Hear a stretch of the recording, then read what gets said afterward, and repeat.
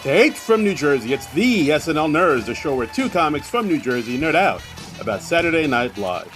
I'm your co-host, Darren Patterson. And I'm your co-host, John Trumbull. And Darren, I am so excited. We got a very special guest with us today. We do. I think it's safe to say a comedy legend. This is a man who came out of Second City. He has written for Conan O'Brien since the Late Show days, on to The Tonight Show, on to Conan. And then, because that wasn't enough legendary stuff for him, he moved on and was writing for all 11 years of The Late Show with Stephen Colbert. Ladies and gentlemen, Mr. Brian Stack.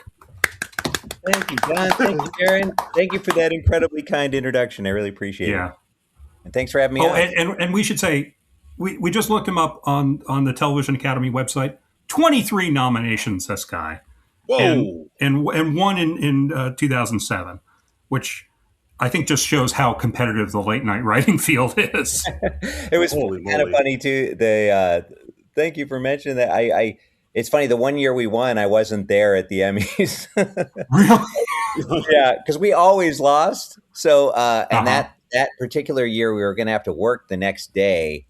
So we were like, we'd have to catch the red-eye flight, and we're like, we always lost. It was always fun to be there, and it was an honor to be nominated. I know that's a cliche, but it was. But The one year we won, I was doing the ASCAT improv show at UCB when we found out that we won, because I kind of forgot that, because every year we just lost, but we were always happy to be nominated. Yeah. But that was a nice little souvenir from all the late night years that I had there, and that was a nice surprise. Yeah. Fantastic. Well, I mean, is it fun to go to an Emmy ceremony or like a Writers Guild award ceremony, even if you don't end up winning? I mean, what is that experience like? It is fun. Like I wrote for a few too, so that was an even more interesting experience, because Conan hosted the Emmys twice and Stephen hosted it once.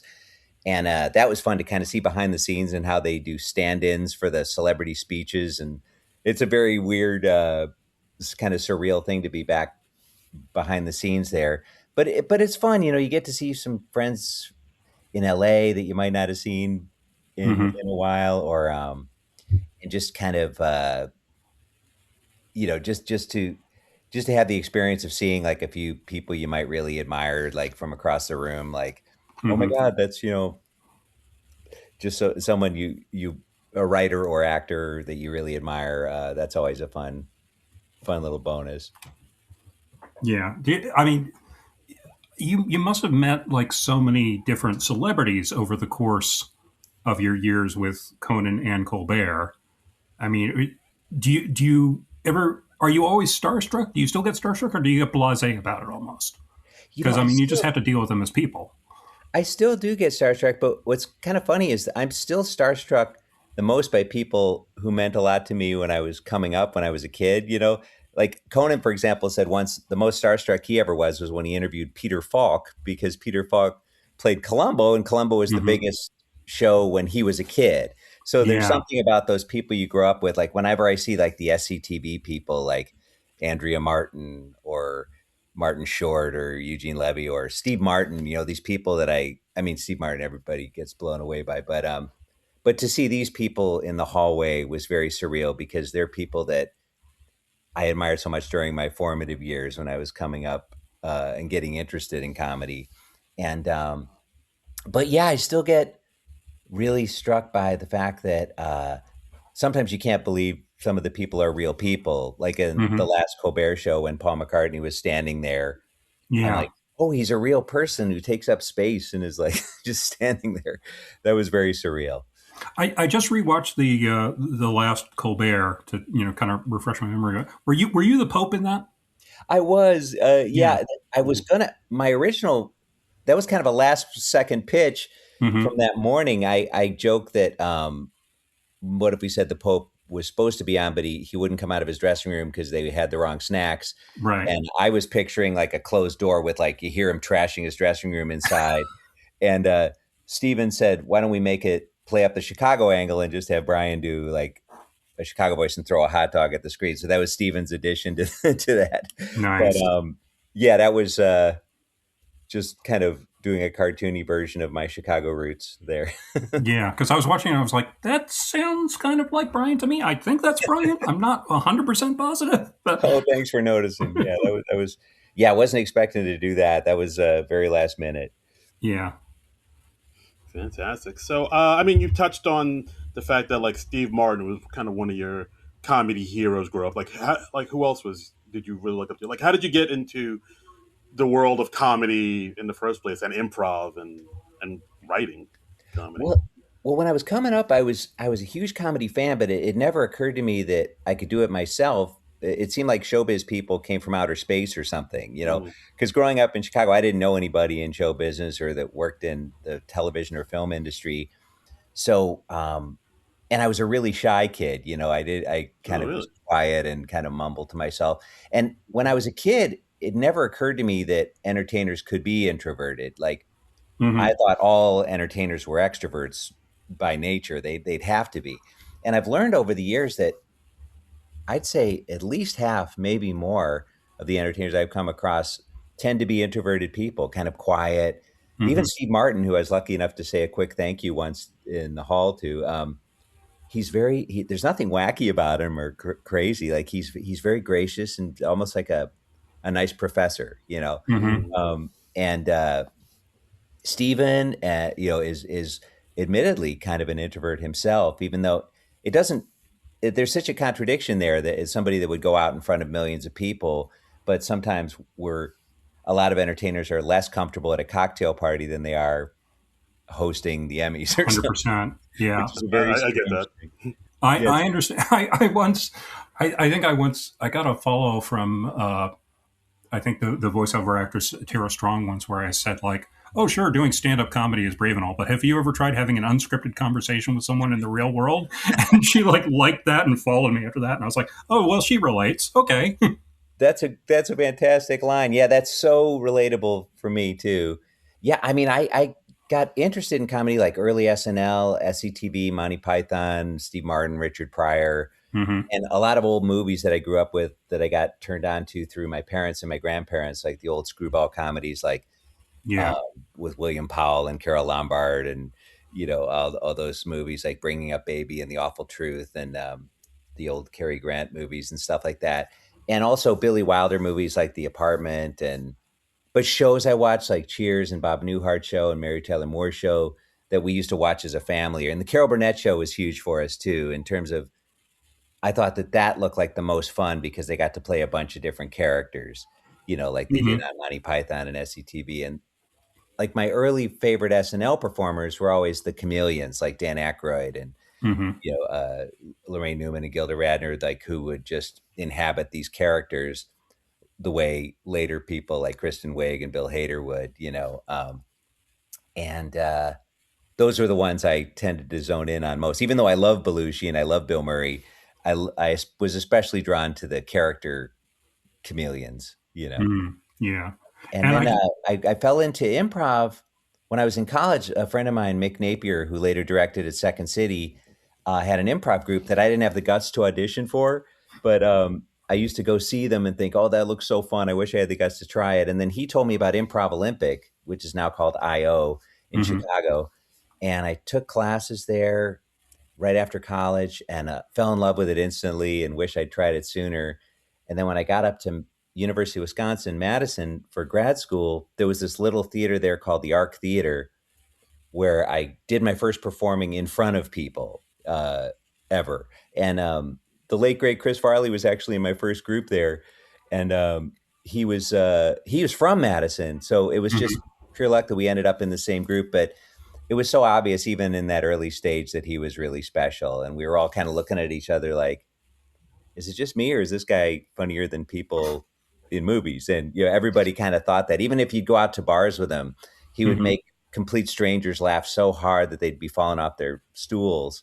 So it was really obvious that he was special. And by the time I got back to Chicago, he was already kind of on a lightning track in Chicago, and Del Close put him in the Second City cast almost immediately, and he totally deserved to be. And then he was on SNL within a couple years of going to Chicago, and I went to Hmm. his first SNL show actually, which was incredibly exciting. The fall of 1990, and Yeah, I'm sorry, I'm getting way ahead of No, getting way it's off fine. tangent. It's fine. It's But yeah, but was yeah, that was was yeah.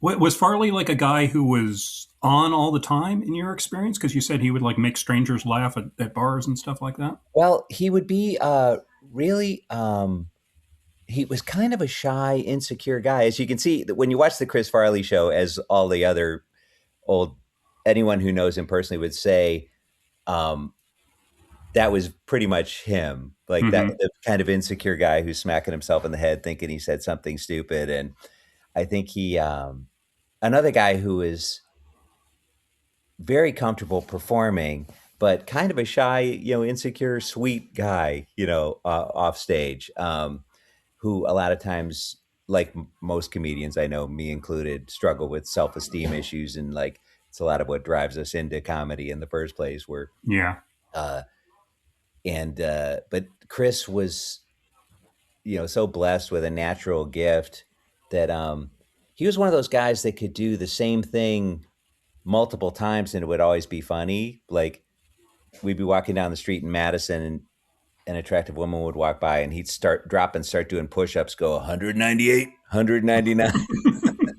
And it was funny every time because he committed to it so hard, hmm, And so he was always it was no surprise to anyone who saw him in Madison or Chicago that he seemed destined to go on to bigger things. And we were so happy for him when he did. And I wish, like everyone else, I wish he were still with us because he had so many things that he could do that he didn't get a chance to show everyone in yeah, films. Like he could play really subtle, very subtle character bits that had nothing to do with his physicality. He was really a wonderful natural actor. yeah. It would have been really interesting to see what he evolved into over time. Yeah. Yeah, he was supposed to play Fatty Arbuckle, Hmm. in a David Mamet film. I don't know if they're ever going to make that, but and you probably heard he was the original voice of Shrek, Yeah. um, which Yeah, I think Mike the vul- Myers. Yeah, yeah, Mike Myers did a great job at it, but Farley's vulnerability, and his combination of strength and vulnerability, I think it made it no surprise that they thought of him for that role, Yeah. originally Yeah. because I can see that. he has so much. There's so much of that kind of sensitive big guy feel to him, that would have come through in that character. Yeah. Did you have a moment like early on in your career where you were like, oh, I could make a career out of this, doing comedy, or was it just like a hobby that evolved into a career? How did that evolve for you? It kind of evolved. Like when I first tried it, I was just hoping I wouldn't embarrass myself, like when I yeah, started doing improv. And luckily, early on in Madison, I was having a lot of fun doing it. So I knew I wanted to keep doing it, but I thought it would just be on an amateur level. And once some of my friends started doing stuff, like and moving up a little bit in the comedy world, and maybe earning even a little bit of money doing it, I started to dare to dream a little bit that I might be able to do it. And to be honest, the top of the mountain for me in Chicago was just to work at Second City. That was my big dream, and I didn't Hmm. think I was going to get to do that. And because I would get so self conscious in my auditions at Second City because I wanted it so bad. And but luckily, they came to see a group that we were all in called Jazz Freddy, which included a couple future SNL people like Dave Keckner and Rachel Dratch. They were in that group, and my wife Miriam Tolan was in the group, and Kevin Hmm. Dorff, who wrote with me at Conan. And it was a really really fun. And Pat Finn, who is Farley's best friend at Marquette, who sadly passed away this year, who is just one of the best guys in the world. Everyone loved Pat, and he was so funny. You could see him in the some of the Farley documentaries and stuff. Hmm. But yeah, it was a wonderful group. But they came to see that group and hired several of us from coming to see that. And I'm so glad I didn't know they were in the audience because I was just having fun, and I felt bad just like in my auditions. And like from what I understand, when you started writing for Conan, it was originally just like a temp position. You were like, I guess, a fill-in writer for someone else, and then it turned into 18 years, right? Yeah, it was kind of crazy. Tommy Blacha, who's a brilliantly funny guy who had come out of Chicago and was a good friend of Andy Richter's. Tommy's one of the funniest people I've ever met in my life. But Tommy had broken his leg really badly, and in the days before Zoom, he couldn't work from home. So he was kind of out of commission for a couple months. And they said, well, why don't we bring someone out to fill in? And then a couple of the guys like Andy Richter and Brian McCann and Tommy and Greg Cohen, who I knew from Chicago, they recommended that I send in a packet just to be considered for the temporary fill-in position. And luckily, John Groff, who was our head writer at the time, and Conan, who didn't know me at all, neither of them knew me. They liked it enough, luckily, to bring me out for 13 weeks. And then, thankfully, the stuff I was doing during those first 13 weeks, they liked enough to keep me on, and it ended up being 18 years, which is really crazy. And I'll always be so grateful to Amy Poehler too, because we knew Amy from Chicago, Mm-hmm. and we loved her like everyone loves her, and she can do anything, obviously. And she was in the first sketch I wrote at Conan, the first character sketch, which was Andy's little sister, which was where she played a little girl with pigtails and braces who had a big crush on Conan and becomes Mm-hmm. homicidally enraged when he politely rejects her. And Yeah. her performance was so brilliant that she took a basic idea that I had that was just, I was hoping it would work, and the script was fine, but her performance kicked it up to such a memorable sketch, and we ended up doing several of them.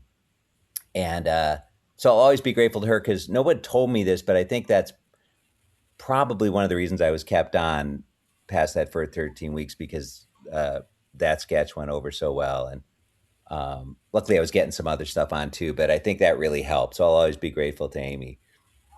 Yeah. Yeah. I mean, Now the Andy's little sister. I remember that being a pretty amazing sketch. I remember that there was that one like I think they show at reruns where like Amy Poehler ran like she was always in the audience, and at one point she like ran down the aisle and like launched herself onto Richter like, and he just fell over.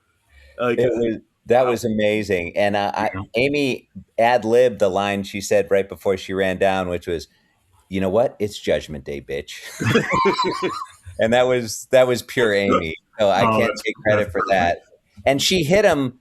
Conan described it when he was interviewing her on his podcast. He described it as like she hit him like she leapt at him like a leopard, like it was just, and she hit him on a full run. And I was talking to Andy, and he said he actually accidentally got a perfect chiropractic adjustment when he hit the ground. Like he goes, "Oh, nice." I don't have to go to the doctor this week. Nice. Exactly. But those were really, really fun times. And And she was always a delight. She can do anything, obviously. and I was reading in like the early years for that, at least she wasn't relying on cue cards. She was memorizing those entire sketches. That was totally my fault, and I'm so embarrassed about it. I was so new and dumb that I didn't know that the audience doesn't really look at the cards much. They're looking more at the monitors or watching what's going on. But I thought if they see the jokes, they're going to know everything that's coming. So I said, Amy, would you mind just like memorize? Which is an outrageous thing to ask her to do. And she Yeah. just didn't even blink. She's like, no problem. And Wow. so, which made her performance even more amazing to me, because she had to memorize things, and those scripts get changed a lot. Like during rehearsal, things get cut, and she nailed it word for word. But I'm so embarrassed looking back that I didn't let her have cue cards. It would have taken so much pressure off of her. But she's such an incredible genius performer that it didn't even matter. But that was a ridiculous thing to ask her to do. So it wasn't like all the way through doing that bit. It was just like maybe the first one or two. I think so. I think Yeah. I realized that how insane that was, and or someone told me, Brian, what are you doing? We use cards for everything. Conan has cards. It's like SNL does. It'd be like asking the SNL host to not Yeah. use cue cards. We actually interviewed Wally Fairstein, the cue card guy for SNL, and currently Late Night with Seth Meyers a few years back. Oh And wow, yeah, really really nice guy. those guys were the best at our show. Like Steve King, who did a lot of the cards for SNL, and uh, Rich Berm, and those guys. I was amazed that they all learned the same handwriting style, Hmm. like so that all the cards always look the same. It's like you'd think it would be John's handwriting and Darren's handwriting, that would look a little different. You'd be able to tell. but they Right. learn a particular kind of printing so that it always looks the same. And Wow. that's why to this day, if I see a card from SNL or something, it looks just like a card from Conan because it's the exact same printing style. Yeah, it must be almost like learning calligraphy or something. Exactly. Yeah, it's a real craft and skill.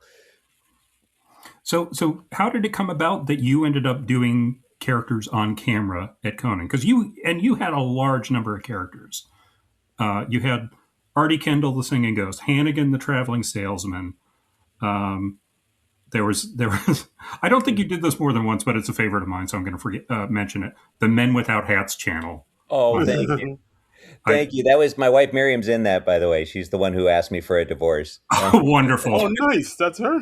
Yeah, that's her. And Knowing that's your real life wife makes that even better. yeah, she just looks at me with total contempt there, which I've probably given her lots of reasons to do that. But she, no, that was, thank you for remembering that bit. That was a fun, silly one off bit. But Yeah. yeah, the character, it sort of grew gradually. Like at first, they would be like, "Hey, Brian, can you do like a cowboy voice?" So, like for one of the Clutch Cargo things with the lips, they Hmm. had me be the Marlboro Man. But Robert Smigel obviously did most of the voices for Clutches. But Right.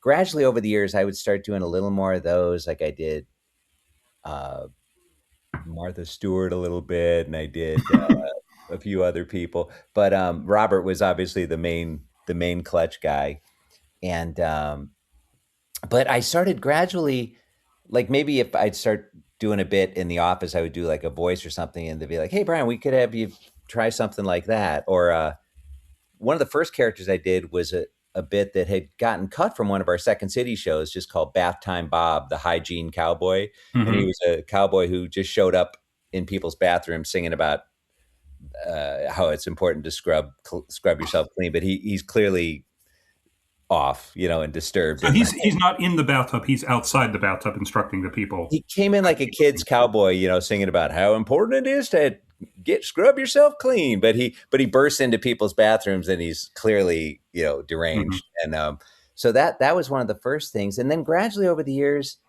I started doing stuff. And a lot of times when I wrote sketches, I would think, okay, who's the best person to play this? And I would write something and I'd be like, oh, McCann's the perfect person for this, or Jack McBrair's perfect for this, or Amy's Hmm. perfect for this.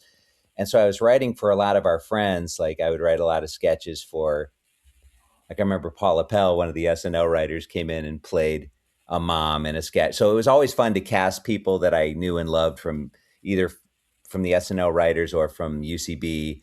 And a lot of the UCB people like Ian Roberts and Matt Besser and Matt Walsh would come in and play characters for us. But every Hmm. now and then I'd be like, oh, somebody would say, I think, Brian, you should do this. Like McCann suggested I play Frankenstein, probably because I don't bend my knees much and I just kind of walk like that anyway. And I think my natural goofy personality made Frankenstein more like a kid who just wants to please, Yeah. almost like showing his parents this report card, like, like that. And I think that came from my own natural dorkiness. And then the crooner ghost happened. I just started to realize, oh, the Rockport Center's been here since like 1930. So there were old radio singers there. And I remember hearing that Bing Crosby had this dark side that you never saw on screen. Like, Hmm. I started wondering, like, what if there was a guy from that time that had views that even in his own time weren't acceptable? Like, he's basically a monster. And I always tried to make it clear that he got murdered. Yeah. Like on the day we're recording this, like earlier this afternoon, you posted a compilation of this on your Blue Sky uh, profile, and it was fun to see how the character evolved. And yeah, he was just, and yeah, you gradually revealed that he was murdered. He was like thrown down a well by some outraged women. Yeah, so there was one, I think he was beheaded by the League of Women Voters, and like, Hmm. yeah, and thrown down a well, and he probably got murdered multiple ways. But Yeah. he, yeah, it was very. That was one that just kind of I would have varied the melody more of the songs if I knew I was going to do more than one of them, you know. But and Hannigan, the traveling salesman, originally Andrew Weinberg and Michael Coman, who I love those guys, wonderful writers and great guys. They suggested I play a traveling salesman, kind of an old time, because I would hear me do that Hmm. William Powell voice that I learned from all those old movies. And they said, "What if Brian plays an old timey salesman?" And then we wrote the sketches together, and it got more fleshed out, and the jokes got crazier and crazier. And the interrupter, which was another recurring character I did originally, Michael Coman suggested that just as a joke on the fact that so many characters interrupt Conan in the middle of the show. Like there'll be suddenly a Mhm. beekeeper running in, going, bees, and so Conan joked at rehearsal once, "How are you going to interrupt me today? Like, who's going to interrupt me?" And Michael said, "What if we had a character whose sole purpose is to interrupt the show?" And then the more Michael and I wrote those sketches, the more fleshed out he got, and he had this horrible life. He had 7 different types of hepatitis and lived in a dumpster behind the Port Authority bus terminal and everything. But originally, he was just supposed to be interrupting the show, and then he got weirder and weirder and darker and darker. And it was fun to come back and do that for Conan when he did the Mark Twain Prize. When he got the Mark Twain Prize at That's Yes. right. Kennedy Center, Yes. it was so incredibly sweet. Nikki Glazer asked me to come and interrupt her speech as the interrupter. So that was such. I was so nervous, and I kept hoping it would. To be honest, I kept hoping it would get cut because I was like, "Oh, I don't want to do this in front of so many people I admire, and I don't want to ruin Conan's night and everything." But it ended up being really, really fun. So I'm so grateful to Nikki for asking me to do that because she loves Conan as much as anyone ever has, I think, and Yeah. that was she's so sweet about saying how much Conan helped shape her own sense of humor and what she loves to do. And I often forget, like, oh yeah, she's like 20 years younger than me, so she was like in college when we were doing a lot of our bits. And the Hmm. way I watched Letterman, and Yeah. watched Chris Yeah. Elliott. Chris Elliott was like one of my big heroes, and he helped shape my idea of what was possible and how you could just do really fun, silly bits if you just commit to them. Yeah. I mean, because he did a lot of absurd characters on the Letterman show too, like the guy who lived under the stairs. And Right. I mean, one time he just came on and he did a straight parody of William Shatner at the Saturn Awards singing Rocket Man.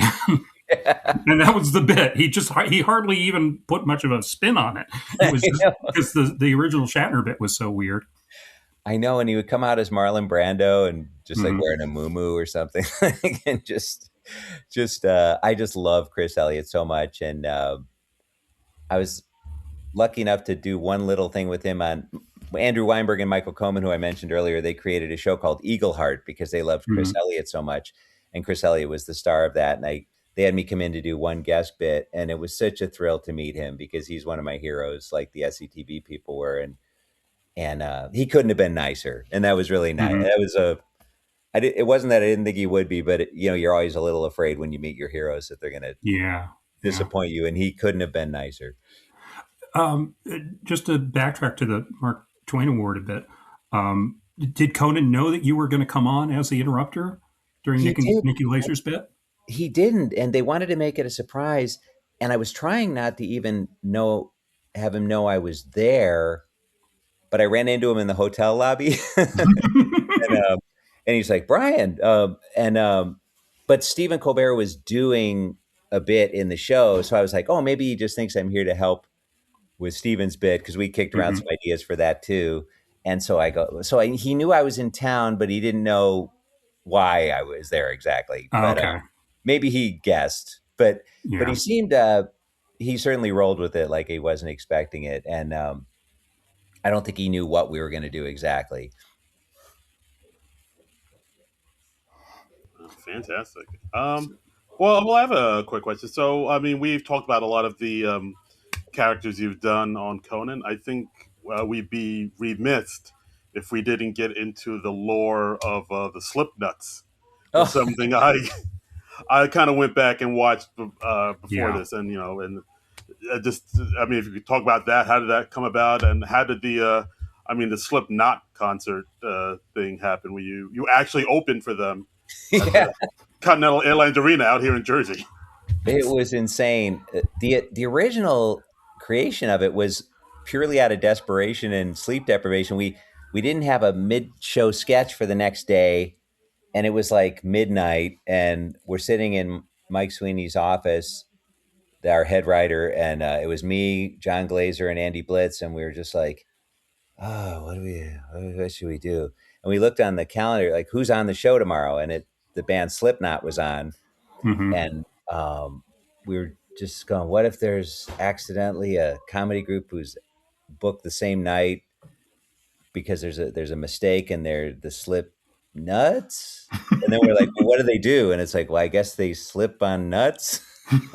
And then the little song came out of it, and it was just such a nothing idea, but we thought, all right, well, I guess we could try that tomorrow, and we need something. So Mm-hmm. we did it, and it was certainly not something we ever expected to do more than once. And Right. um, it turned out to be really fun, and it's very gratifying when like comedy friends of ours over the years will mention how much they enjoyed it, and because it's so stupid, and stupid is often like my favorite adjective when I hear like comedy bits described, like Conan and Steven, whenever they'd say, that's so dumb, that's usually the best stuff. Mm-hmm. Mm-hmm. Or it's usually Yeah. our favorite stuff because it's so dumb in a fun way. And Conan loves smart, dumb comedy. Like there's some intelligence to the dumbness.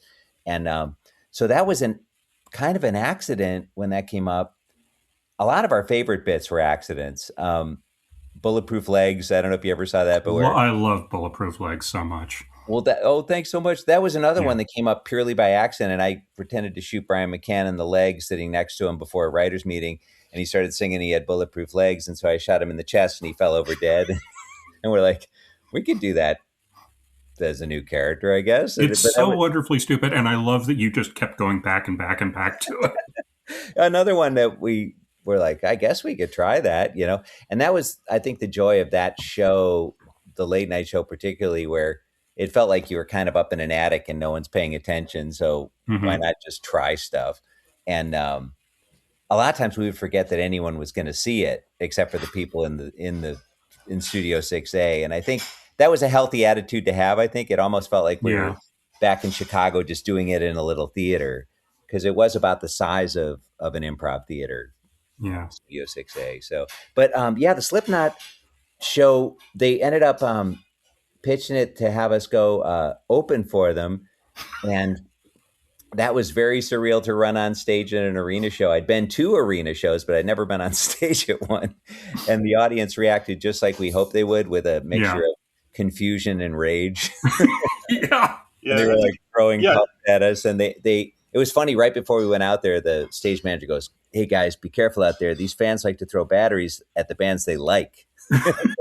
So we're like, oh boy. And Andy Blitz joked that we should have run out for an encore, and I kind of wish we had.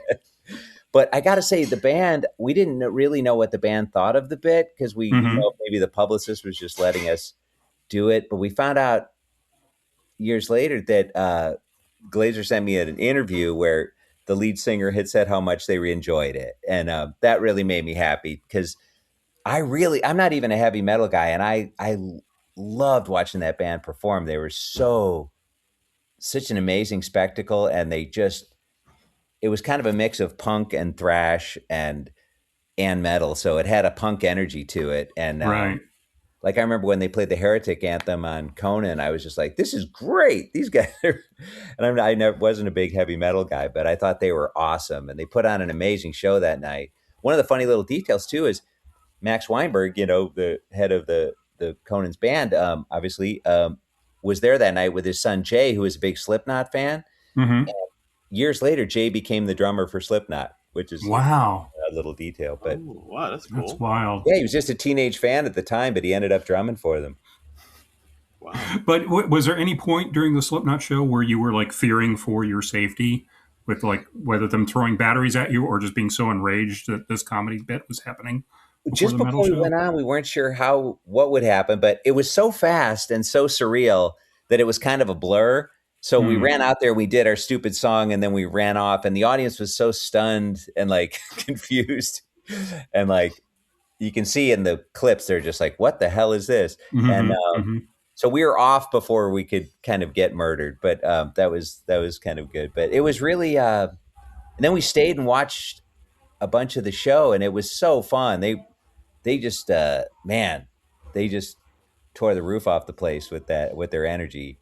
They Yeah. must lose 10 pounds a show. Now, like, okay, you were mentioning the late nights writing for Conan before, and you're doing like remotes like the Slipknot bit. Is there such a thing as a typical day when you're writing for a late night show? I mean, because it's not really a 9 to 5 type of job. It seems like. No, it oddly enough at Colbert it was more regular hours, like in terms of like we'd get in around 8 a.m. because you have to get on the because it's much more based on the day's headlines, Hmm. and it's more topical. Uh, Yeah. and but we would usually we could leave sometimes during the taping, which would start around 5:30 or 6. So unless we had a bit that we had to do in the show, so it was more regular hours. At Conan, we got in a little later, like we get in around 10:30 or 11 a.m., but we would often be there till midnight or later, Hmm. especially in the early days. It was more like the way I think because Conan and Robert Smigel had come out of the SNL system, I they were see. kind of more used to the working at night kind of Right. mentality. And since it was my first job, Conan was my first job. I that was what I just thought was normal, and that it just seemed entirely.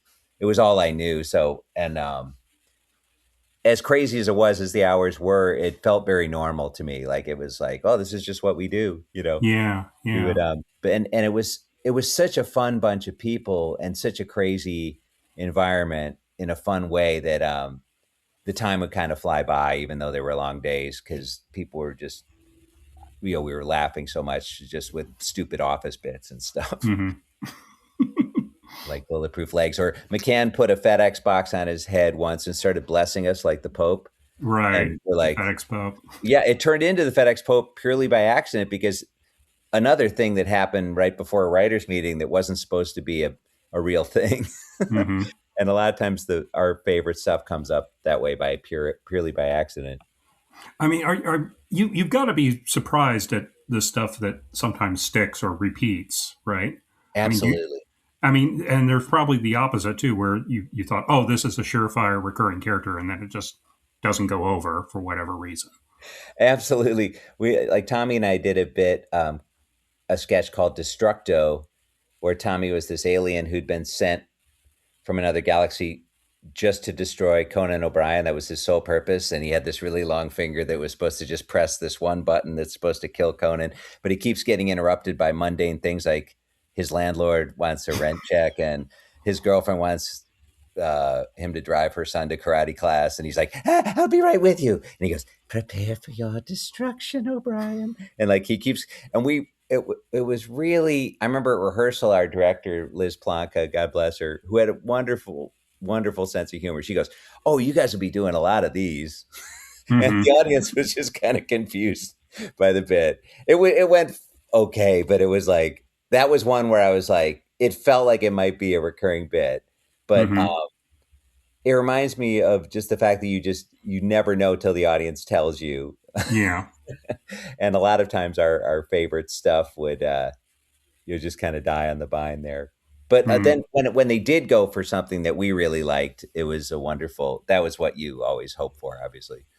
Would there ever be like a bit that maybe didn't go over great with the audience, but Conan or Steven would be like, I don't care, we should do this again anyway. The audience was wrong.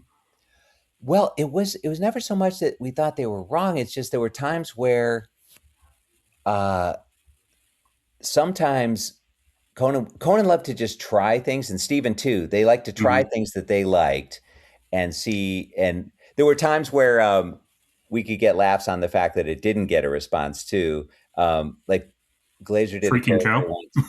What's that? Shrieking Joe, Oh you yeah, brought him back exactly. Well, recently that on was the yeah. Colbert. Shrieking Joe is a funny case where it was when Kid Rock and Ted Nugent were talking about maybe running for Senate.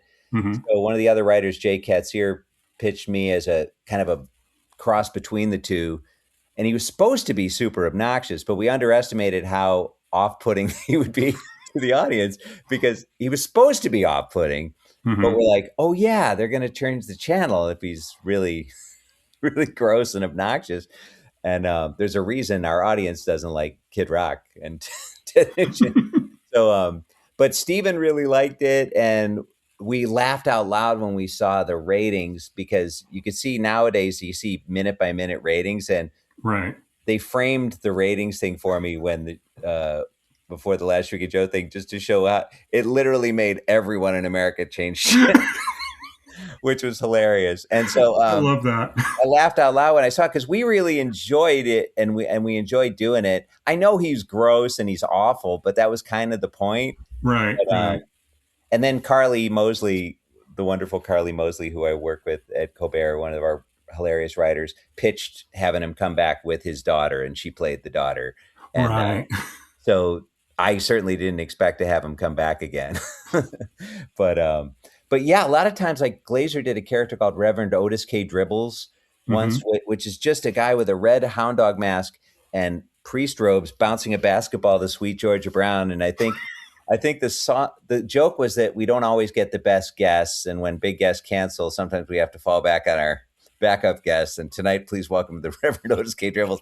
And it was just this insane, guy just bouncing a basketball, and I was in tears laughing at Reverend Otis K. Dribbles, but the audience gave no response at all. They were just totally confused. But when it cuts back to Conan, he goes, "There is no more. That's it." And that got such a big laugh that it stayed in the show. Otherwise, it probably would have been cut.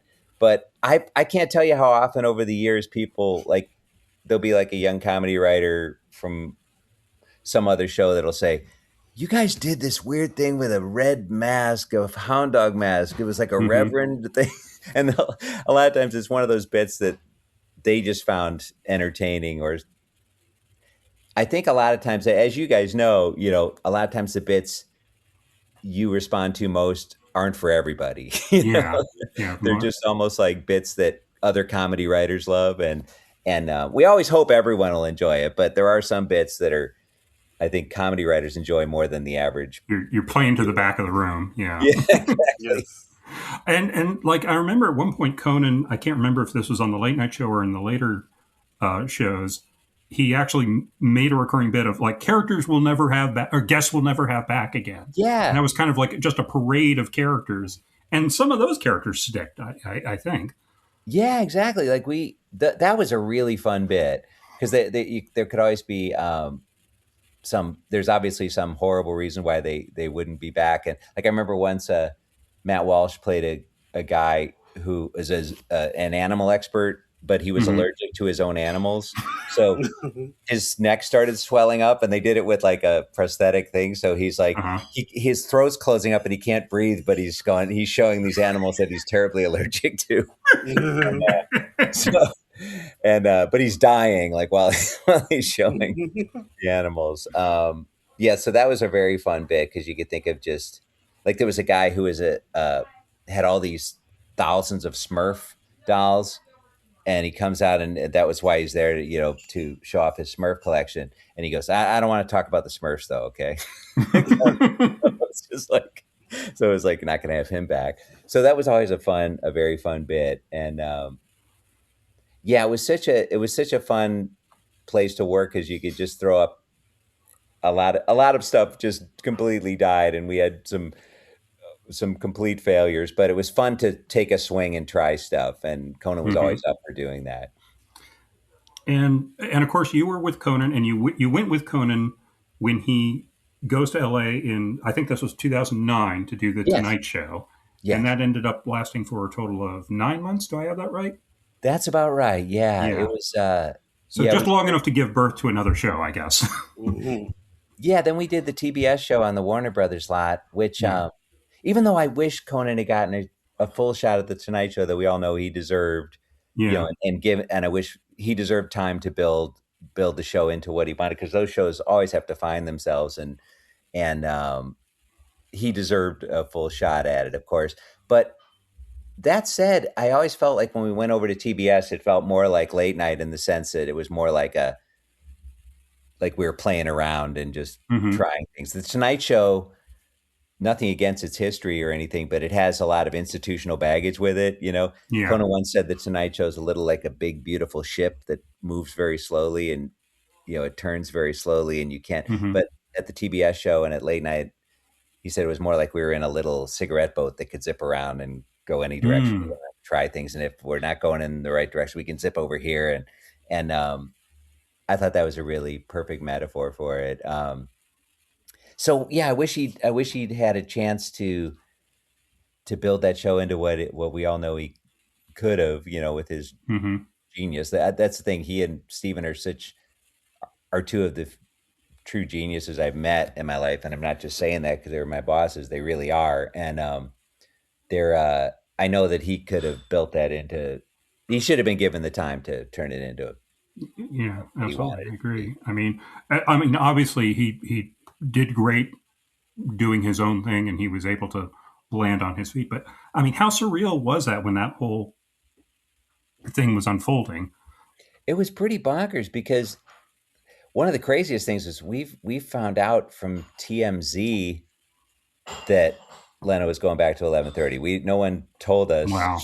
so uh, and we're like, what? Wait, what? I didn't look at TMZ, but one of Yeah. the other writers comes by and goes, "Did you see TMZ?" And I was, I was like, I never looked at it, so I was like, "Oh wow!"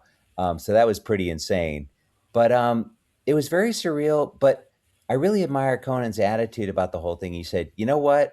If the show's finishing up, let's go out having the most fun possible." And Steven did the same thing at the Mm, Late Show. Like, let's just have a great time and do the most fun shows we can possibly do and just make it joyful and just fun. And like Conan's last Tonight Show, Neil Young came out and played Long May You Run, it should just hmm. bring a tear to your eye. And he said after playing his song, he said, thank you for what you've done for new music. Like, he wasn't talking about guys like him, Yeah. like the guys who could play any show and go play SNL and play any other big show. But he was talking about up and coming bands that Neil Young was always a champion of, obviously up and coming young indie bands. And like, he helped launch Devo, for God's sake, which is crazy. And the Sex Pistols, and he was always supporting them. And then Will Ferrell came by and did Freebird with him, and Steve Carell did an exit interview. Hmm. And same with like Colbert's last show. It was just as bittersweet as it was more joyful than anything. It was just like, let's go out with the spirit that we want to just give people a joyful experience and give everyone here at the show as joyful an experience as we can. Absolutely. Wow. Yeah. And it was a very joyful show with the last Colbert episode. I mean, how did you react when you got the news that the Colbert show was ending? Where I mean, because that was so out of left field. Mm. I gotta admit, it was a real shock. Partly because it was the number one show in its time slot, and we knew that the network landscape had changed in a lot of ways, and that budget cuts are always possible, and that stuff makes makes sense to everyone. You know that a lot of the shows have had to make cuts, or cut the band, or cut some writers, or cut some staff members or researchers or whatever. That's just the reality of network TV these days, because viewership isn't what it was when I started. But cancellation was definitely a shock. It didn't really make sense to me anyway. And I know we'll never know for sure all the stuff that went into the Hmm. decision, but it's it. I've always I think people can kind of draw their own conclusions, with that, and just think that the only way it makes sense to me is if there were other things other than financial, budgetary reasons. Yeah. Yeah. Yeah. I mean, since you're not an employee of CBS or Paramount anymore, do you want to say anything critical of them? You're not beholden to them. Well, Let I do. loose. Yeah. Mm. Well, I grew up, loving CBS, but I do find it sad what's happening at places like 60 Minutes, and with what can happen with these big corporate mergers, like, Yeah. and the fact that the government can hold up a merger and actually affect the decisions of networks is very troubling to me, and I think it should be troubling to anyone in America that cares about democracy and fairness, because I think personally that when you have agendas other than just running the network, and I don't pretend to know what all those what people are thinking and what the executives are thinking. But Hmm. it is sad to me to see like what's happening at 60 Minutes and Yeah, with guys absolutely. like Scott Pelley, who I think is very heroic for standing up for the show that he cared about so much. Um, I really admire him for that, and I always admire John Dickerson, and he's no longer with the network, and so I think they've lost some wonderful people along with our show, and yeah, I like to think things will evolve in a good way down the line, but it's troubling when you see the government get involved with creativity and trying to shut shut down certain voices, like what they're trying to do with Kimmel too, and Hmm. Hmm. just basically trying to silence dissent, I think. Yeah. Yeah, it's troubling for sure. And laughter is also just such a potent weapon against that stuff. I mean, I know, like, not every late night show is overtly political, and some have become more so over the last few years, and maybe just been forced to because of the times we're living in. But yeah, it's scary to think that people are just like, you can't say that about the government or the president or whatever. Yeah, and when you have like a malignant narcissist like Trump, the last thing in the world he wants is I think he fears as much as death, like he fears mockery and Hmm. jokes, like, more than anything. And like Mm. it's why he goes after SNL so much. It's why he goes after Kimmel so much. It's why he went after Steven so much. He'll go after anyone that dares to hold him accountable or make jokes about him. Like Right. if he could make it, I'm convinced that if he could make it illegal to make jokes about him, he would. Yeah. That's Yeah, my personal belief. I could see And that. I have no doubt about that in my mind. Yeah, for sure. I think we might have skipped over one thing. So you Yeah. were working on Conan, and then you went to Colbert. Like, how did that Yeah. transition come about? Well, I always loved working with Conan and never had a desire to leave there because I loved working with them. But I had always hoped to work with Steven in some way. I'd been one of his biggest fans since the old Chicago days. I used to, when I started touring at Second City, he was in the main stage cast with Steve Oh, Carell and Amy Sedaris and people like that. And he was in Farley's first touring company. I remember first time I ever saw Steven was when I went to see Farley's first touring company show at Second City, and he was just always so brilliant. And I think I had always hoped to work with Steven in some way. And when he got when it was announced that he was taking over for Letterman, my family had also been feeling a real pullback to New York, where my Hmm. daughters were born and everything. And so I reached out just at the possibility of coming to work with Steven, which I'd always hoped to do in some way. And Tom Purcell, who was there, and Paul Danello, these people I loved from Chicago. And and they said, if it's okay with Conan, we'd love to have you. We just they don't poach people. And Conan Right. couldn't have been nicer about it. And it's the only way I would have wanted to do it anyway. He totally understood, that, and he and Steven are friends, which really helps too. And Yeah. so they were both incredibly classy and great about it. And but yeah, it was never a question of like wanting to leave Kona. It was more like a question of hoping to work with Steven in some way and hoping I could contribute in some way to this Hmm. new show he was doing. To be honest, when I would watch the Colbert Report, I thought it was brilliant, but I was like, oh wow, I don't know how they do that. Like I'm not a political Hmm. comedian really. Yeah, I've never Right. been a real political satire is my natural strong suit. So, but I always admired it so much, and so I've tried to contribute in my own way to the Late Show, but I work with people like Steven who are just geniuses of political satire, and I learned so much from them just watching how they can rip jokes off of what seemingly dry data points from the news. Yeah. And a similarity I've noticed between Conan and Steven is they both have a healthy appreciation for absurdity Yes. and surreal stuff. So there is that commonality between them. But what was it difficult to adjust to writing for somebody else's voice? Because you'd written for Conan for 18 years, and suddenly you have to shift over and you're writing for Steven's voice. Was there anything you're like, oh no, that's a Conan joke. I can't do that on here.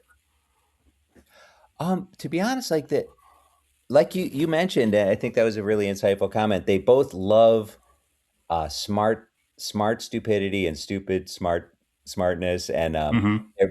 they both love silly stuff. Yeah. The big difference was that Steven's show is much more monologue centric, so the monologue was much more of a big chunk of the show, and there were several jokes on each story and things like that. At Conan, like I didn't even work on the monologue. We had some, Hmm. except that like when he did the award shows, we all sort of worked on the monologues then. But I just worked on sketch bits and desk bits that he would do at the desk and things like that, and character bits, and sometimes things that he would do with the guests and stuff. But the so the nature of the material was much more topical at Steven's show, and the and monologue centric. But other than that, like in terms of the kind of guys they are, they love being silly. They love stuff that isn't about politics too. Like Steven loved writing, doing stuff about like our meanwhile segments were stuff that had nothing to do with politics or the headlines of the day. Hmm. It was usually like, a drunk raccoon running through a liquor store or something, Right. and we all loved writing that. And Stephen loved doing those stories because it was such an escape from the day to day, hammering of the news. And so, personality wise, and in terms of what they really like, I think their senses of humor are very similar. Like they love smart silliness. They both are like huge fans of a lot of the same comedians, the SCTV people and Peter Sellers, and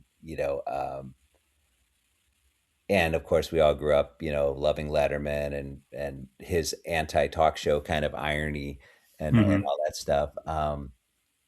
So I think a lot of the influences were the same, and I think a lot of there's a lot similar in their senses of humor, but it was more about the kind of material we did on a nightly Yeah. basis that would just tended to be more topical at Steven's show. And typically, like if you're working on a certain aspect of the show or certain characters, you have ownership of that.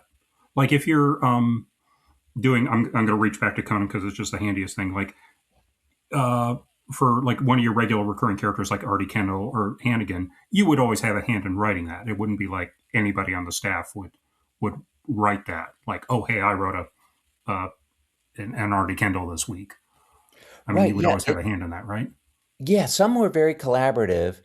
Artie Kendall, I did. I wrote all those by myself, Hmm. but they were very formulaic, as you know. They were always the Yeah. same basic thing. The So, but racist joke, the sexist joke, and then the Irish joke. exactly, and so it followed kind of a little bit of a formula, as you could tell. With And then I started kind of ad libbing those little extra things like ploppity Hmm. drum, at the end of the song that were just because it felt like it needed something extra after the songs. But those were usually just tossed in to see if I could make throw Conan off. Um, Yeah. but then some of the other sketches were very collaborative. Like I would write the Hannigan sketches with Michael Coman and Andrew Weinberg, and I wrote Interrupter a lot with Michael Coman, who's a wonderful writer and wrote at SNL too himself, and and is currently doing that show, The Paper, that Oh yeah. sort of from the same under the Office umbrella, sort of feel. And but yeah, it was very collaborative. I wrote a lot with Brian McCann. I wrote a lot with John Glazer. I wrote a lot with all the writers over the years. Actually, Tommy Blacha. Um, we would bounce around ideas with Andy Richter a lot. Andy was another old improv friend of ours from Chicago. That's who I knew Andy from the Improv Olympic days. Hmm. It was always very collaborative, very much like working at Second City, actually. It was very much of an ensemble. A lot of our best stuff came not from sitting at your computer, but from bouncing ideas around and riffing off of each other. And you mentioned like the improv quality. A character you did on the Conan TBS days that seemed to have a fair amount of improv baked into it was Wiki Bear, Oh, right. where I mean, he's like this little Teddy Ruxpin type talking bear, and he's giving like Wikipedia trivia, but with like a lot of his characters, it has this dark undercurrent, and he would just like always pivot over to like serial killers and things Right. like that. Yeah, that was very fun to do. And that was another thing that kind of evolved accidentally. Originally, Todd Levin and I wrote those bits together. And when we started, it was kind of based on the idea that Wikipedia often has incorrect information. A Hmm. lot of it's fine, but there's stuff in there where you're like, wait a minute, and so it started off where one of the stories was, maybe it was about the Donner Party, I think, where they turned to cannibalism, and it was a little dark. And Conan joked at rehearsal, "Hey, Wiki Bear, why don't you just talk about the Manson family?" Just like Hmm. joke. And I know way too much about the Manson family, so I just started riffing about details about the Manson So all that was case. just off the dome. You didn't have A like lot of script that was, pages and involved, or Conan knows everything about that too. So he starts riffing back and forth about like I Vincent say, Bugliosi, who wrote the book, and Abigail Folger, all these people. So we were just riffing about and Tex Watkins and yeah. So it evolved, and then so we started riffing, and everyone was really enjoying it going dark with this cute little bear going so dark. And Conan was like, "I think this is the bit. I think this is the hmm, bit. I think he's talking about very dark things, but in his Wiki Bear sweet voice." And Wiki that, Bear. Yeah. yeah, I'm Wiki Bear, yay! And then it started getting really, really dark, like with like, what kind of God would allow that to happen, and stuff like that. And but that was another one that I've often been surprised over the years how much people have enjoyed, because it's like it that was another one that was, well, let's try this, and you never Yeah. know. And so that was really, it's nice to see that people have enjoyed Wiki Bear, because that was another one where we had no idea the first time that if it was going to be anything. Yeah. And it really and part of what made that so effective was just the sort of the interplay and the sense of play between you and Conan. I think you were obviously enjoying riffing with each other.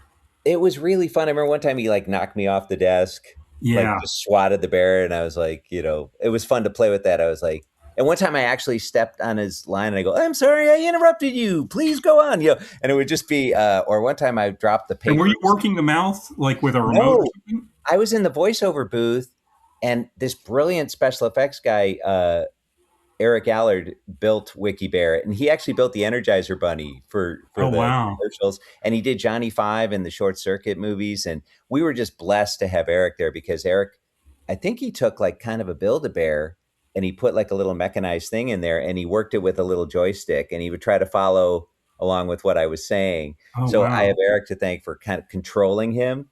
But I was just in the booth, and one time I sort of started dropping the papers on the some of the papers started flying off the easel, and my dialogue got interrupted, and Conan's just like, "What's going on in there?" And those were a lot of times our favorite moments. Steven too, being an improviser, he loves when things go off the rails. And Yeah. those are a lot of times our favorite moments, when you can play with, because the audience knows something went wrong, and if you have fun with it, they love it. Yeah. I mean, and those are the moments that you remember, is the moments where something goes wrong in some way, like the Ed Ames tomahawk bet on the Tonight Show. I mean, because how do you can't plan something like that? You can't. Or the first Debbie Downer, when I think there was a, Yeah. if I remember right, the trombone note was a little bit different than they expected or something, Yeah. and it broke Rachel, or started, they all started breaking up, but it was very genuine. Yeah. And the breaking was very genuine, and it was just pure joy to watch them lose it like that. Because if that happened all the time, you'd be like, "Oh, come on." But Yeah. when it's that real, and it's organic, and it's just happening in the moment, there's nothing better. Yeah. It isn't here. And like another that you did, it was sort of almost a revival of one of your Conan characters. You came on as Frankenstein this last Halloween on the Colbert Oh yeah, show yeah. to do the Colbert questionnaire in character as Frankenstein, which and the makeup was so similar to how you looked on Conan. I think I actually wrote you after that bit aired, and I was like, "Did you hear from Conan about that?" Oh yeah, it was And, that was a very strange thing, because Gabe Gronley and Aaron Cohen, who had actually been interns for us at mhm. Conan, years ago, are writer producers on the Colbert Show, and when it was around Halloween, I was doing Frankenstein. They had me dress up as Frankenstein for a commercial parody with Guillermo del Toro and Steven, where it was Mhm. Frankenstein, like Monster. It was Monster Energy drink, but it was like Frankenstein's Monster Energy drink, and it was Guillermo del Toro, the director, in the commercial. And I was just kind of going, in Mhm. the commercial. But Gabe, I think, said, "What if we had Brian do the Colbert questionnaire as Frankenstein, just as Hmm. a web bonus thing. Uh-huh. And so I said, well, should I do it as Frankenstein, as answer as Frankenstein would, or should I answer more as Brian? And at rehearsal, I just kind of, they said, why don't you just try saying your own voice? Yeah. Come out as Frankenstein, but then just answer as Brian. And I was like, and so that got a really nice response at rehearsal. So we just decided to go with me kind of going, coming out going, and then it's Yeah. like, well, what's the best sandwich? And I was like, probably a BLT, And and you just switched to your natural speaking voice, and I lost it when I first saw it because it was just so funny, so unexpected. And I mean, were you improvising your answers on that, or did Stephen know what was coming generally? he didn't know what my answers were going to be. And I think some of them were kind of off the cuff. Some I had in mind because I was trying to think, some were a mix of, some were based on what Frankenstein would say, like, I'm made out of dead Hmm. people and stuff like that. But some of them I was like, well, what would I say for first concert? Yeah. I guess Frankenstein would have probably said, Mozart or something like that. But I just said the honest truth, which was Van Halen with David Lee Roth, which was my first concert. And so I did. Some of them were just real things from my life. And he said, "What's your favorite? What song would you want to hear for the rest of your life?" And I just said Van Morrison's "Astral Weeks," which Hmm. didn't really. It was just an honest answer, but I kind of panicked because I was like, "Oh, that's too straight an answer." So I threw in a. I said, "But if you want to go with classical music, it'd be like Queen's Fat Bottom Girls," and like Right. so Right. I just thought I should throw in something that was more of a joke. But and Fat Bottom Girls is a very fun song, but yeah, it was not one I had planned on mentioning. Yeah, But absolutely.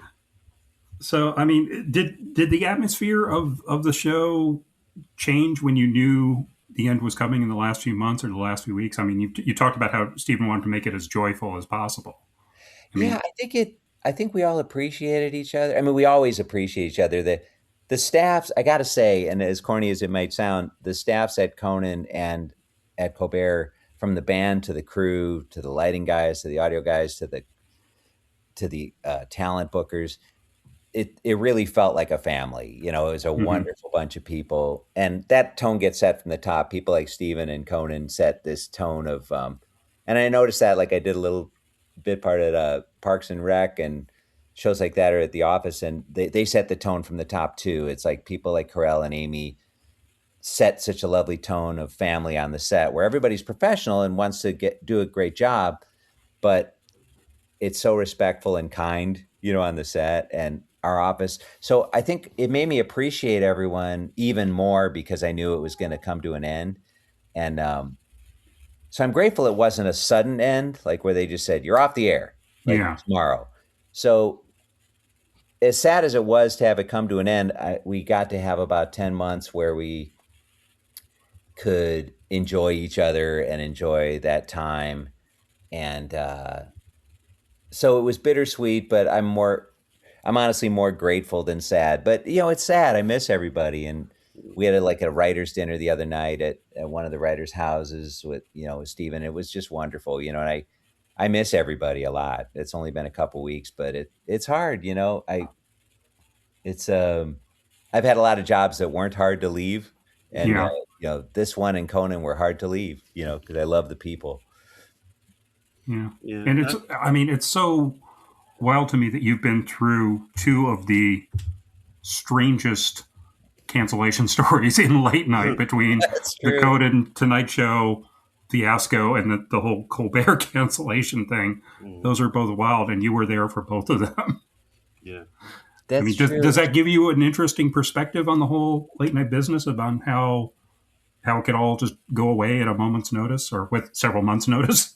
Yeah, it can, and you realize that there were obviously totally different factors involved, but it's a strange thing because you realize, first of all, I think when the shows, like, I'd worked at Conan for so many years at that point, and like the guys who were at late night in the early days, they thought they were getting canceled every week. They were Mm, like, they'd be like on a Friday once, like in the early days. I came in when things were much more stable and Conan was number one in his time slot. And I started in '97, a few years into the show, and it felt, it never felt like that level of stressful. It just felt, you never knew what you were going to do the next day, so you were stressed out about filling the show, but you weren't worried about getting canceled every day. And Yeah. early on, I think they were. I think they were like, I don't know if they're going to keep us on the air. And so the stability was something I got. I wouldn't say I took it for granted, but I was very grateful for the stability of working so many years at one place. So even when those cancellations have happened, like at the Tonight Show and at Steven's show, um, the fact that we got to do it for so many years, I'll always be grateful for that. Yeah, I mean, and you had such a great career. I mean, you were nominated for writing Emmys for like over 20 years, if I'm not mistaken. Yeah. I Oh, thanks. Yeah, that I'm very grateful for that, and it was always nice when your peers, you know, think you're doing a good job, and as like a lot of times with award shows, a lot of your favorite shows don't even get nominated, or the things you love most, or like The Wire, I don't think ever won an Emmy. mhm. So Insane, it's Like insane. Better Call Saul didn't win any Emmys. I yeah, know. that's Ugh, bananas. Or Steve Carell never won an Emmy for The Office. I mean, that Yeah. what more do you need to jeez. realize that there's a lot of insane things about it. So I never took it as like a super seriously, or thought Hmm. that it was an indication of what's genuinely. I think a lot of times deserving shows and people win, and sometimes they don't. And but that's just, we know that that's how it works at all the award shows, Grammys, the Yeah. Oscars.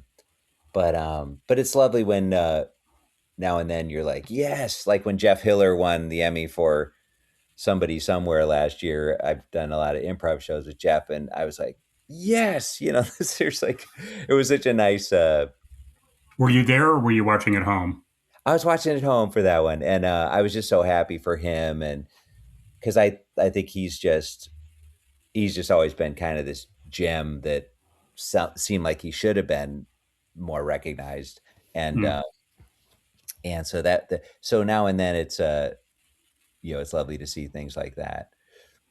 Well, we should take a minute to brag on your behalf because you've been nominated for Emmys every year from '98 through 2011, and that was with various iterations of Conan show, and then from 2017 through 2023. This is according to the Television Academy website. So that's 23 total nominations, one win in 2007 for Conan show, and that's pretty amazing.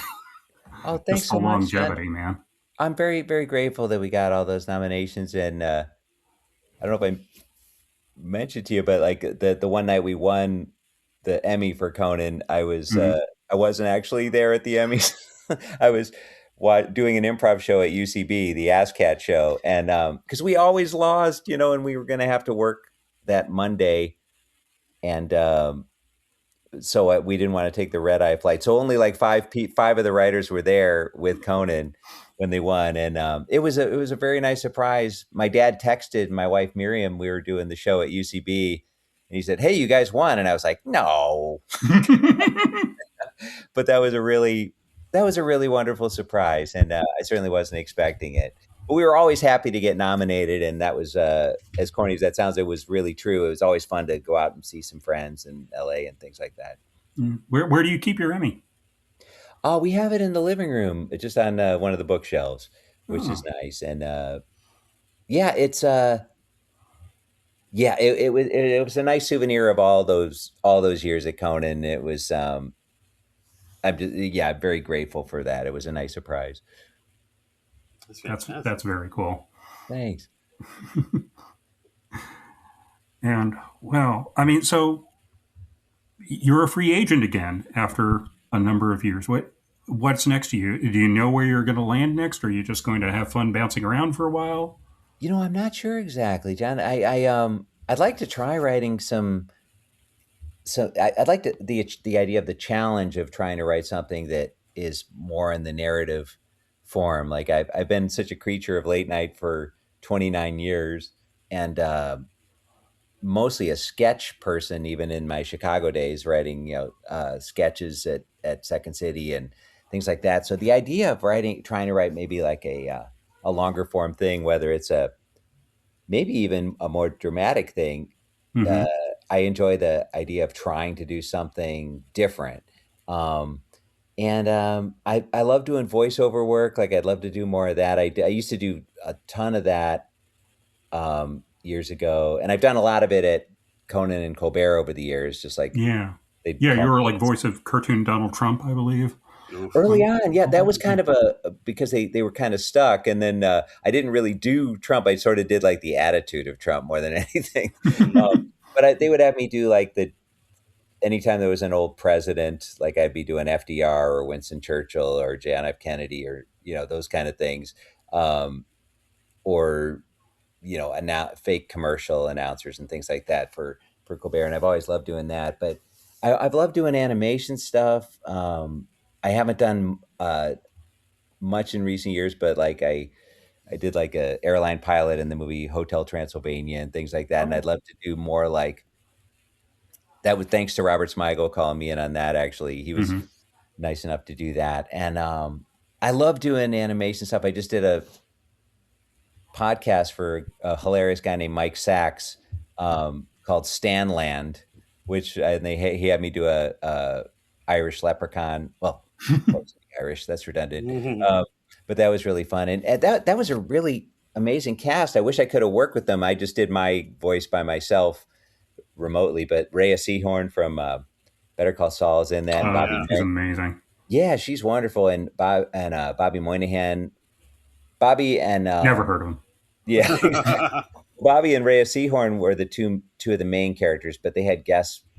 Mike also got like John Hamm and John Waters and all these amazing people. I wish I could have met Wow. them. I never got to meet. I know Bobby from years ago. He did bits for us at Conan, but I've never met Rhea Seahorn or John Waters or anything. But I'd love to. But so it's really fun to do that kind of thing. I think I'll enjoy doing voiceover work as much as I like anything. I like Yeah. the kind of anonymity of it, and you're just in a booth. I always feel comfortable in a voiceover booth. Do you have like a home studio or anything? I have during COVID they sent me some stuff for home stuff like a green screen. I used to do some cold open shoots here, and I have like a basic home setup, not a full booth, but it worked for the show, and it's worked for things like the Leprechaun thing and stuff. But yeah, I thought about getting more of a real booth if I end up doing more stuff again. But yeah, I'd love to try writing some stuff. I still do some improv now and then, like once a month down at UCB. I'll jump in with some old friends and do this show called Gravid Water, which is really, really fun. And we get some SNL people that jump in for that, like Rachel Dratch and Jason Sudeikis, and yeah, that's always really fun. Where they pair up an actor with an improviser, and Hmm. the actors have memorized lines from a play, and they have to do the lines in order, and the improvisers don't know what the play is, Oh, so it's yeah. really, really fun. They And used to do a bit like that on the British Who's Line. I mean, they had the other actor reading from the script, but I yeah, that remember seeing that on Whose Line Is It Anyway on Comedy Central in the 90s. yeah, we did a bit called Playbook in Chicago, where you'd hold the playbook and you get a page number or something. Right. This Gravid Water is really interesting because Stephen Ruddy, who produced the show, gets these amazing stage and film actors who give a full dramatic performance, like Mm. they're in a play, and the improviser just has to react to it. Wow. But I've done scenes where people were crying, like with tears coming down their face, and I just want to stop the scene and go, "This isn't this amazing?" Yeah, Look at this. so, yeah, that was. I Boy, he's remember really acting his heart out there. Yeah, that was Jennifer Carpenter, who I don't know if you ever saw the show Dexter, but Mm. she played the sister, Oh and yeah. Right, she right. was this was in L.A. at the UCB show, but she had tears going down her face, and I know she's like Juilliard trained and everything, but Yeah. I'm just so fascinated by that kind of acting talent where people can do those things, like when people can cry on cue like that. It's just amazing. Yeah. So, but yeah, I'd love to just explore trying some different things. And if that's my last staff job in late night, I'm grateful to have done it for 29 years. I'd be open to doing more, but I know the landscape for late night TV has changed a lot, as you Mm. know.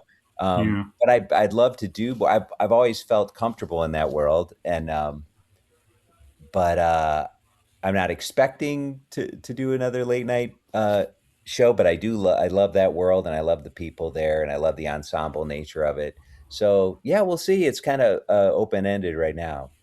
Yeah. Well, I mean, Okay. yeah, it's got to be kind of exciting, and I'm sure there's a little nervousness in there too because it's just you're in unknown territory. Yeah, but Yeah, it's a little of both, really. It's like grateful for what I've gotten to do.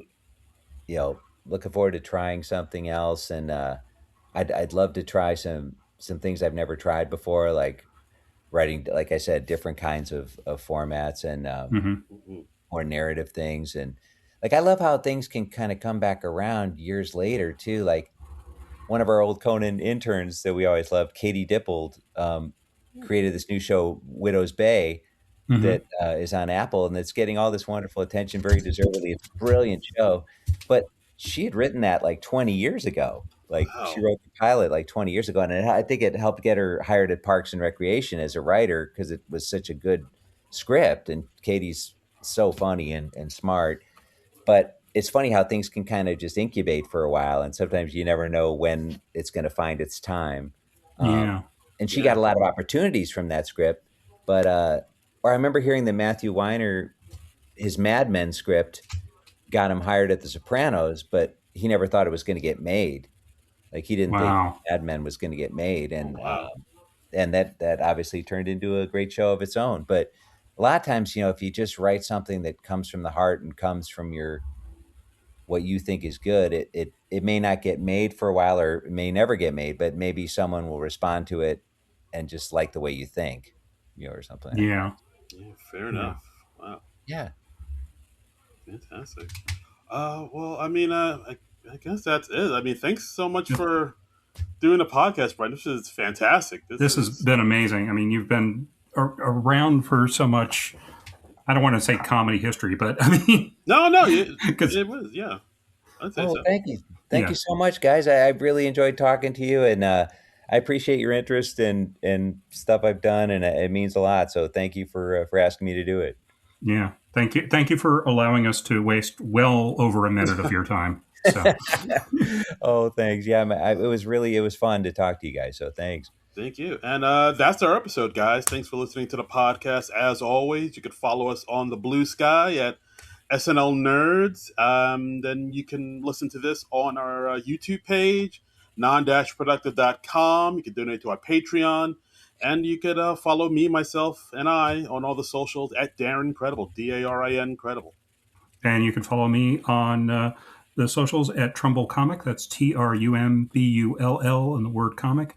Brian, where can people find you? Oh well, these days I'm on Instagram. I'm on Blue Sky and Threads a little bit too. Hmm. Yeah, I'm on X technically, but I haven't been posting on there lately because Yeah. Oh, really? Did something happen with X? it's kind of I am not totally deactivated or anything, but like Yeah. because I'll check like in on college sports stuff and stuff on there, but or just see what's big stories are floating around. But I don't tend to post on there anymore. Yeah, but you can. I'm looking at your Blue Sky profile right now. You're Brian Stack 153 uh, at Blue Sky. So yeah, check him out Oh yeah, there. thanks, yeah. He's a great follow. Oh, thank you very much, So and I really appreciate it, guys, and yeah, all the best. yeah, thank you so much. So I think that's it for this week. We're going to be back again with something else. We're not sure quite yet. I mean, this is going to be a tough one to top, though. Oh, thank you. We've peaked. This is the highlight, yes. This is the highlight. Yeah, Nowhere else to go but down from here. exactly. So so be back for our next week, where it'll be a much less interesting episode. But until then, nerds out. This has been a non-productive media presentation. Executive producer Frank Hablawi. This program and many others like it on the Non-Productive Network is distributed under a Creative Commons Attribution Non-Commercial No Derivatives license. Please share it, but ask before trying to change it or sell it. For more information, visit non-productive.com.